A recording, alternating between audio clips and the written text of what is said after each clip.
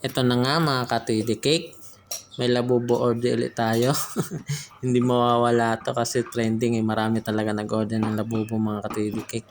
Kaso itong sa labubo na to, medyo nahirapan ako mga ka-TD Cake kasi yung mata niya sa ngipin niya iba-ibang kulay. Pero ayun, nakuha din naman natin. Gusto ng customer sim sa sinend niyang labubo. Kaso yung gusto niya ng labubo nakatayo. Sabi ko, kaya naman gawin nakatayo kaso hindi ngayon. Gusto niya kasi agad ngayon. 2 oras lang yung kailangan, 3. Kaya sabi ko hindi magagawa ngayon. Ayun, sabi ko nakaupo na lang, request natin para ngayon na agad. Ayun, nakuha din natin, nakaupo. Similar lang din siya ng picture na sinend ng customer. Na-approvean naman.